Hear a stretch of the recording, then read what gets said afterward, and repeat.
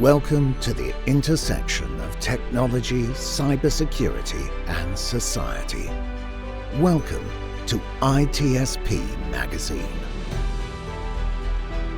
Knowledge is power, now more than ever.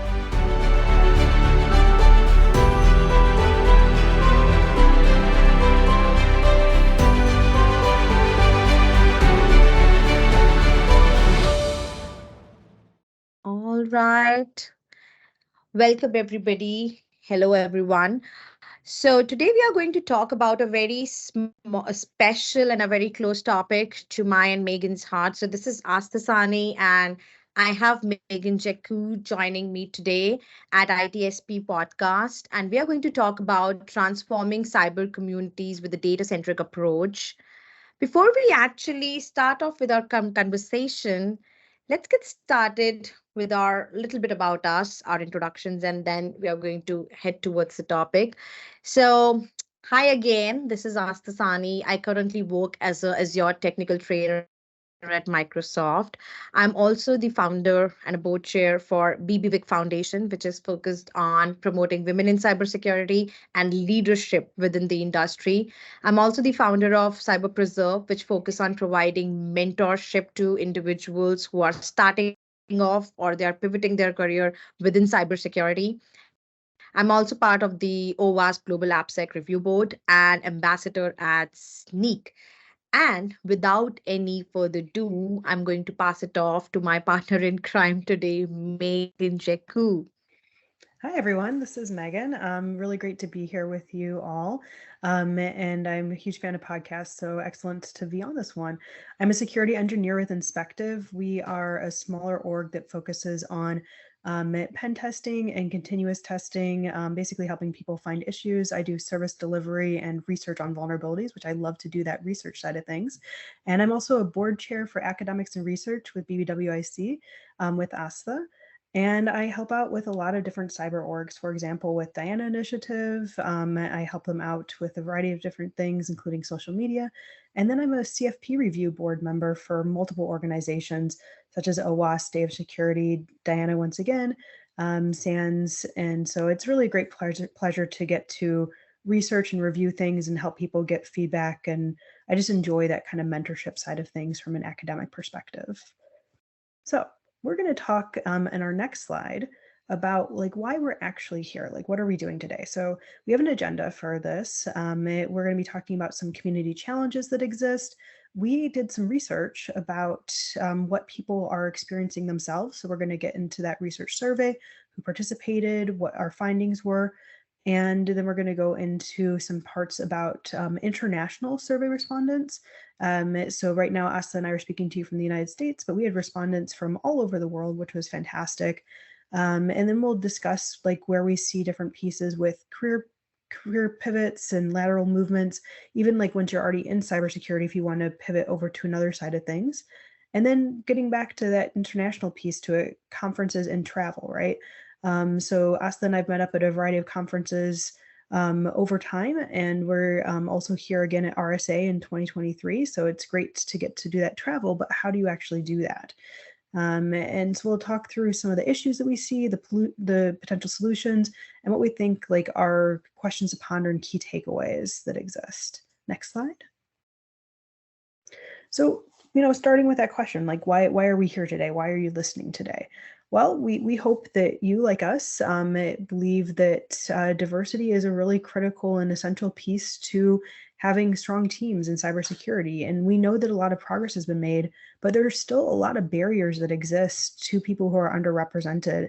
And so we wanted to dig into some of those barriers that exist, discuss some solutions for those, and think about how we're actually measuring that. So really digging into data and how we can build a measure-based practice. So it's not just, we're going to talk about a bunch of ideas and then do nothing. No, it's talk about your ideas, discuss your problems, compare them with other people too, and then think through, well, how can we measure this to see if we were actually efficacious in what we were hoping to encounter? Next slide, and I'll pass it off to Aastha. Thank you, Megan. And I would like to just add, as Meghan talked about, why are we here today? And as beautifully she shared the topic that we have been working on diversity, we have been working on growth and development, and not just around women, but diversity as a whole. However, still there are those buckets of challenges which comes in different parts of DNI, equity, and equality, which still needs to be catered. And some of the challenges, as a survey that we both of us run, so some of the major challenges that we come across were, especially were across like around women, were travel, research, contributions, upscaling, and doing those vast pivots between cyber roles. So, as we walked through the survey and the research, and one of the beautiful things Meghan also mentioned was not only we actually ran this survey to come across, okay, what challenges are still in place and in what numbers, we are also here to talk about how we have measured them, of course, as part of our survey across the globe. And since we are in United States currently, however, we run this survey for everybody across the globe, and we have got some amazing, amazing responses. So we are going to walk through that, and in the end, we are going to come with some potential solutions and how we can take them as part of our next steps. So starting with our surveys that we run, it was a survey that we ran like for probably 10 days, and we are super, super grateful that we got some 76 responses across the globe. We had 59 participants from underrepresented group, and the top survey participants, they came from United States of America, India, and Australia. So these were the three major countries we got our responses from. We cover a couple of things in the survey. So we talked about research participation, which is still the biggest challenge we often talk about around women, international travel requirements for international conferences. So COVID, when it actually came and the world turned into virtual, there were global participation across the globe in terms of virtual participation. But now, as we are heading back to in-person conferences, how we are going to overcome the challenge of that diversity of people who joined as participants or volunteers. Coming back to cybersecurity, it's a vast industry. So we have also talked about lateral growth within different areas of cyber, which is definitely an important topic because as cybersecurity professionals, one of our major aim is to continue to grow in the industry and not just in one area, but throughout the 360-degree view of the cybersecurity industry. So we had our top participants, as I said. You can have a visual view of this. We had our top participants from India. We had our top participants from United States, and one of them was Australia. So we had these top countries participating with us. In it, like in addition to India, United States, and Australia, we also had participants from Canada and other parts of the world too. And thank you so much. We are so much grateful for your participation. And I'm going to hand it over back to Meghan to talk about some of the research survey that we run. Yeah, thank you, Aastha. So we were just speaking about some of the demographics and the parameters of the study, right? So we shared with you, how many people we had participating, some of the countries that those folks were from. But we also wanted to share digging further into the results. So one of the questions that we had asked, we actually had several questions about this, asking in a variety of different ways, were about what challenges people face when they're trying to conduct research, when they're trying to publish research, when they might be trying to have a white paper that gets sent out. So like, what are some of the things that they're experiencing that are leading them to not participate as much as they might potentially like to?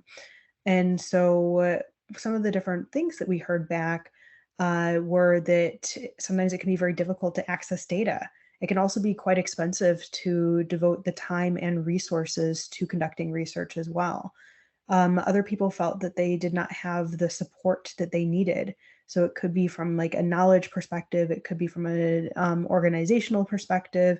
It could be that they wanted to do studies that involved a lot of different human elements. Maybe they weren't sure how to get ethical review boards to approve that. Maybe they weren't affiliated with an academic institution. Another thing that we saw was people of color didn't feel like they could get really involved, like they didn't see someone else who looked like them. And so it might be something where, I'm not really seeing that representation there. And so I don't know if I can do that myself, which really ties into another piece that we saw as well, that people were responding that people felt a lot of imposter syndrome, in the sense of, can I really do this? Am I up to this academically? Are my thoughts worthwhile for someone to read and hear about? And one of the things I always try to, caution people with imposter syndrome is, ask if you end up knowing someone who's been in industry for a long time and you really get to know them, ask them if they've ever experienced imposter syndrome. And almost assuredly, they will tell you yes, and that they still experience it. And so when you learn that, it can be one of those things that can be really quite relieving, because you might think to yourself like, oh, I'm not that far in my career, and they're so much further than I am, and they still experience it. And I know Aastha and I could both share stories about ourselves and experiencing imposter syndrome.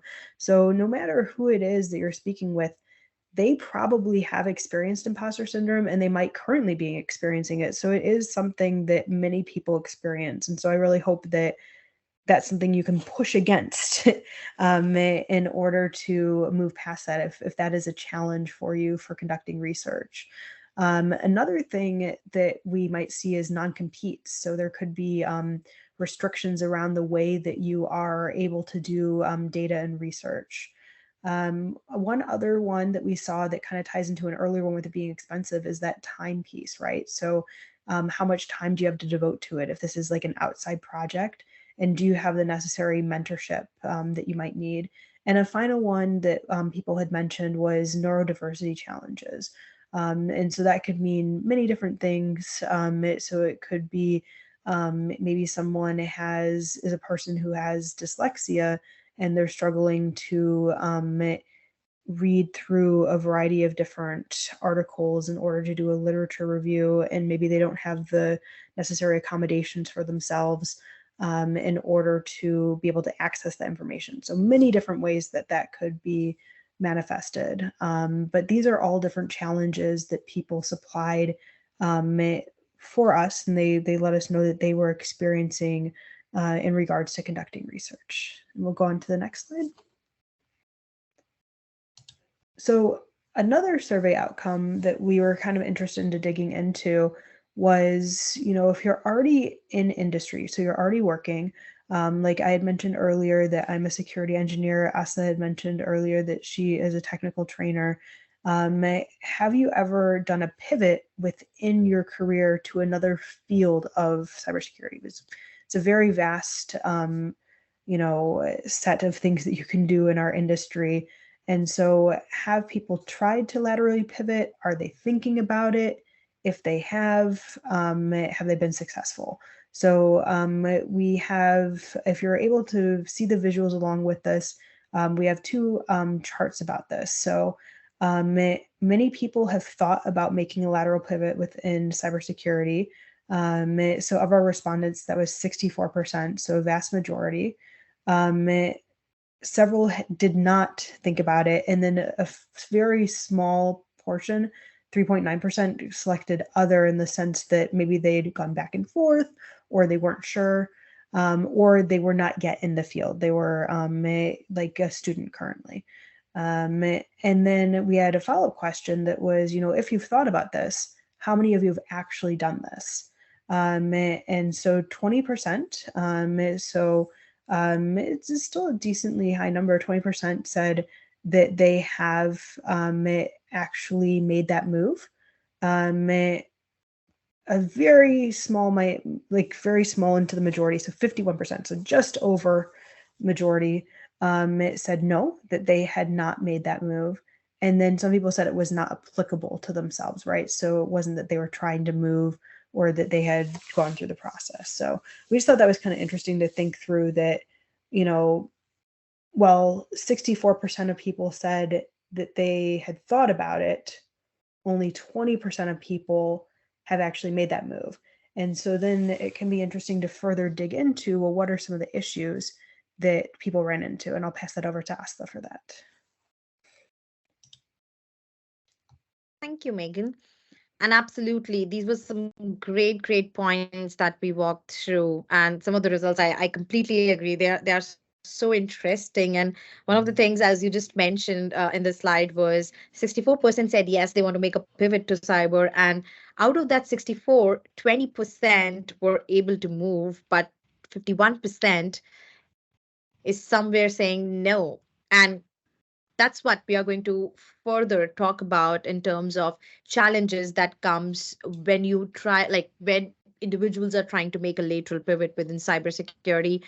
One of the biggest challenge they have found out is adding a new skills to resume, because with each area in cybersecurity comes its own specialization in terms of tooling, product, maybe coding. So adding those new skills becomes a challenge. Like, okay, what are the top three skills that a recruiter or an organization might need to, like, say, hire someone?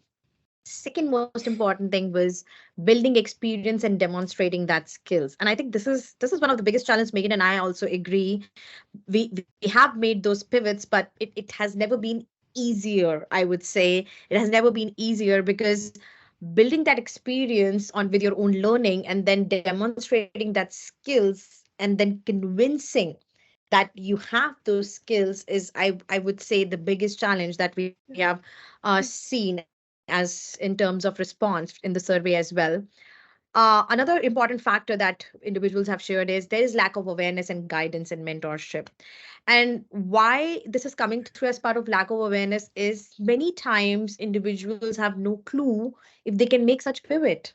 So I have met people within my friend circles where if we talk about making those pivots, the very first question they might bring is, can we really do this? Is it even possible? Or if it's possible, I don't know. What's the first step I can take? Should I start learning by myself?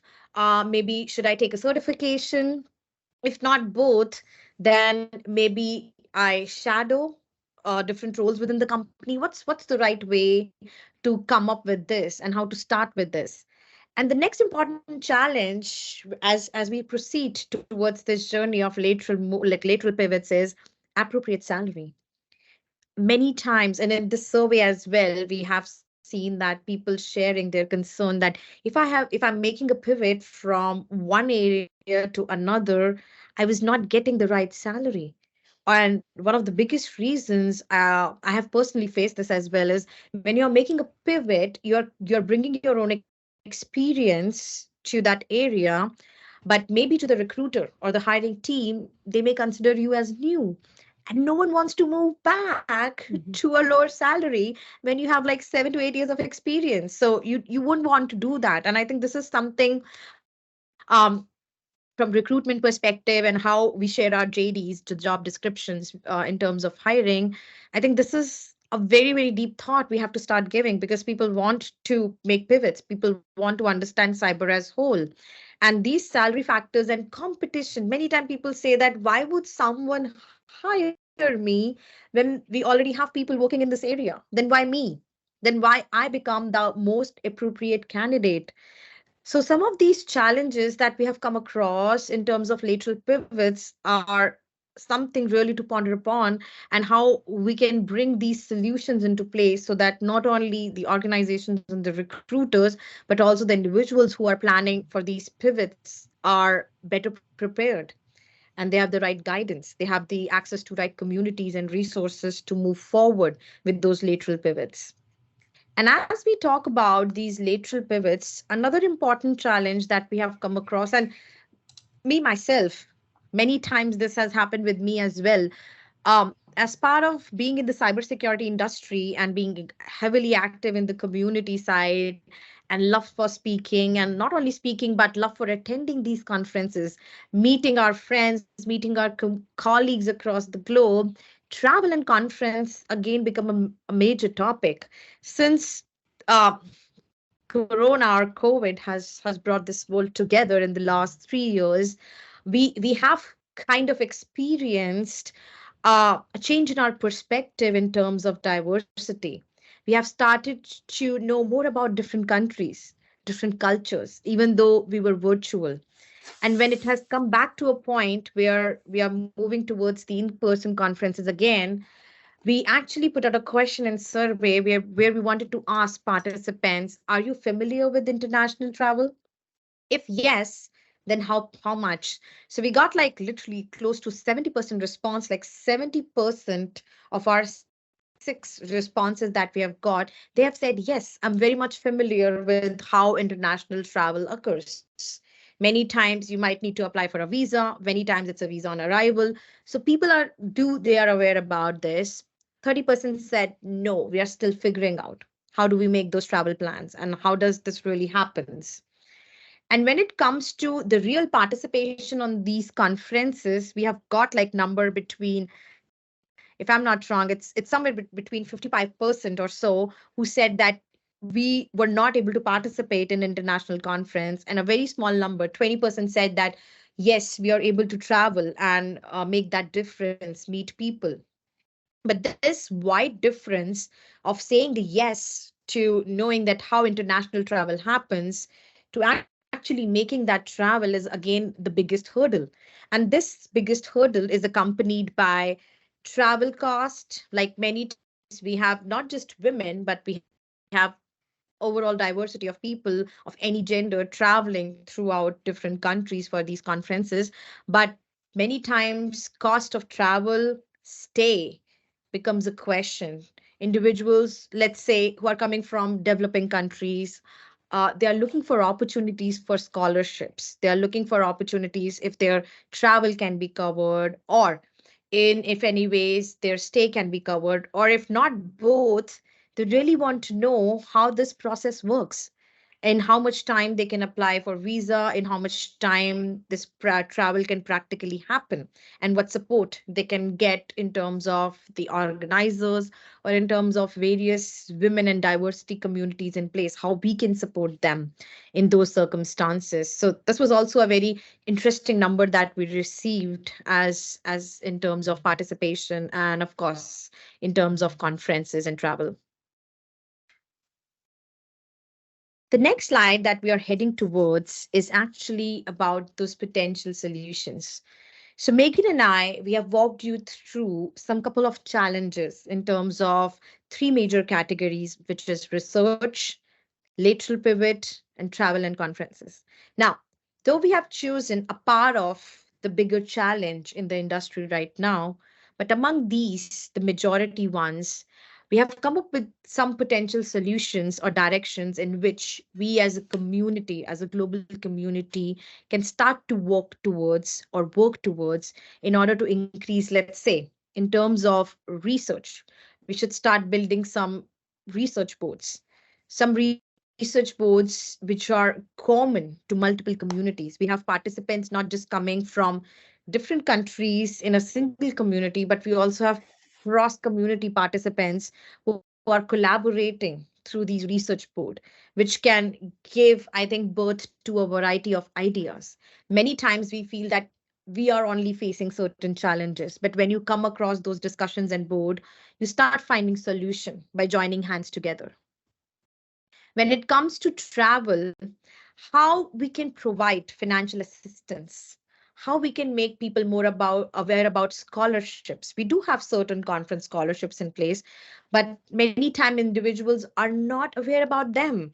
And due to that, they cancel their plans or they don't even think about this. But we do have some scholarship in place in terms of organizers, in terms of communities who provide financial assistance and scholarships.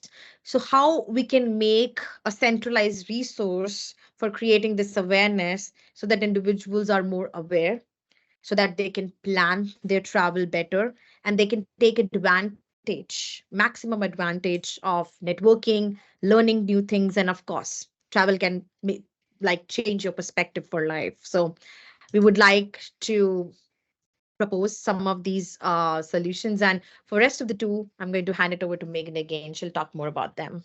Sure. Thank you so much. Yeah, and one of the things I even just was reading about recently was that with inflation costs, travel has been the most increasing over the past quarter of 2023. So travel and costs do increase. So really helping build that awareness, kind of having like a bank of knowledge of these are orgs that if you speak at or you volunteer at, there's different stipends, or kind of having that place where people can have all of that data at their fingertips can be really helpful. Speaking of other programs that we can work on, we can also work on having a subject matter expert program. And so this could be an internal thing within your organization where you have people sharing out information about things that they have learned and studied. It can be a way to cross-train. So you can have, maybe people from an incident response team are then training with your pen testers, are then training with your blue team. And so you're having people share a variety of information points across different content areas. Or it could be something that's external to an organization. It could be that you are part of a nonprofit or you're part of a educational organization and you want to bring in subject matter experts and provide that knowledge sharing with others. And then one of our final solutions that we kind of came up with was really ensuring that whatever you're doing with diversity, it should have a clear purpose. It should have a mission behind it. It should have data behind it. It should have ways to track it. And so that's one of the things that we'll share out. Also, one of the, we'll have our slides, but we'll also have a resources section. And that walks through specific ways to start some of these programs, start some of these solutions we were mentioning, and really add metrics behind it so that it's not just you're doing something without intention, you're just doing something to do something. No, actually think through how you're going to implement it, how you're going to measure it, how you'll know it was successful. And so that's kind of bringing that purpose to it. And then next slide. So as you're kind of walking through this, there's so many different ways to take this, but we really would love to have you bring back to us, if this sparked anything for you, ideas and thoughts. So here are a couple questions that you can ponder. Have you ever attempted any projects to increase inclusivity? And as you think through like your attempts, like how did that go? Was it successful? Did it meet what you were trying to do? Or is it something that got abandoned, in the next year because there was not as much energy around it? So kind of thinking through that inclusivity for long term. What were the outcomes and how did you measure your projects that you were doing? Did you have any metrics around them?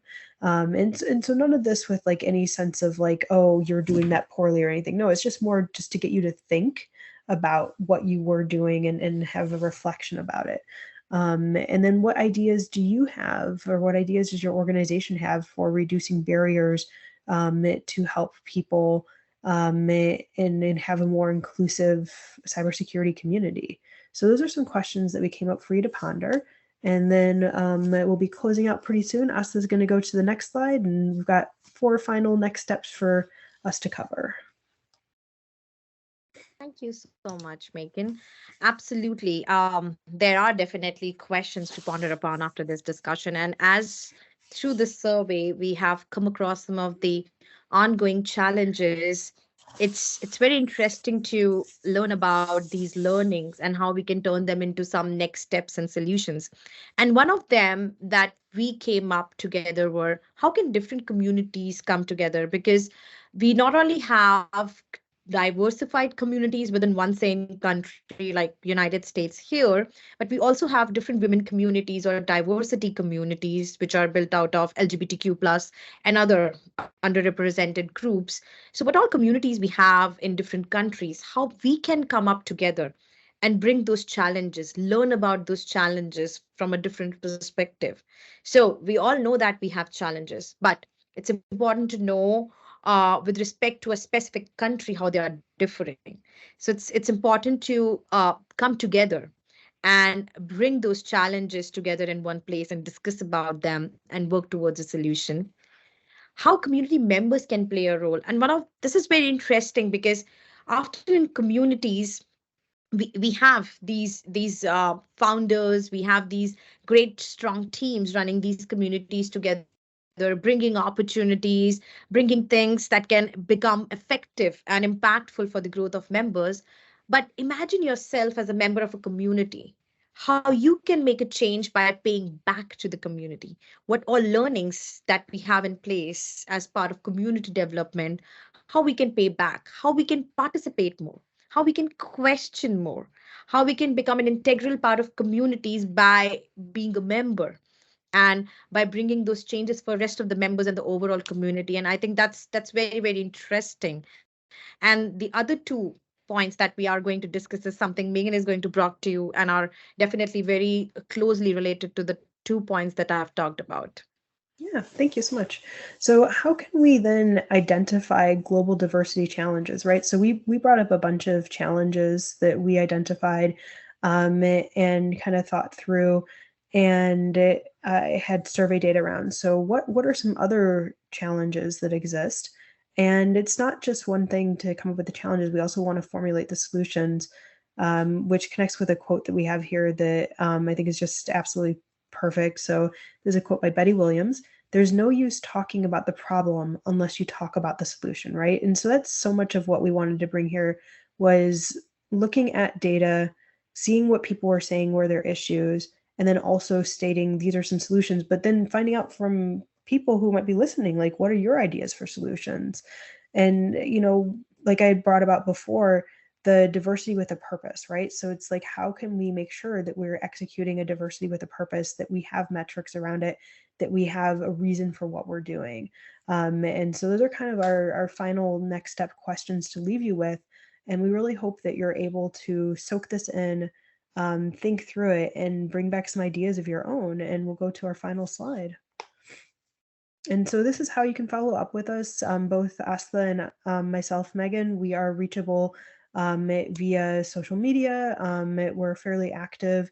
You can find us by looking up by our first and last names on LinkedIn. I'm sure probably these links will be included too. And then we're pretty active on other social media platforms as well. We're really happy to continue this conversation via messenger of these platforms or email. And we hope that everyone has a great rest of their day and rest of their week. Thank you so much. Thank you so much, Megan. I would also like to say a final goodbye and leave you all with a thought with these next steps. And as Megan said, we would love to connect. We would love to discuss more. If you apply some of these things or some of these ideas within your community and you have seen some impactful changes, we would love to hear. We would love to discuss more. So feel free to reach out to us. This is our email, LinkedIn, Twitter, and Megan has a Mastodon profile as well. So you can connect with us. And I also expect that would be something which would be shared as part of resources for this podcast. So we look forward to connecting with you. And thank you so much for your time today. Have a great rest of your week. Thank you.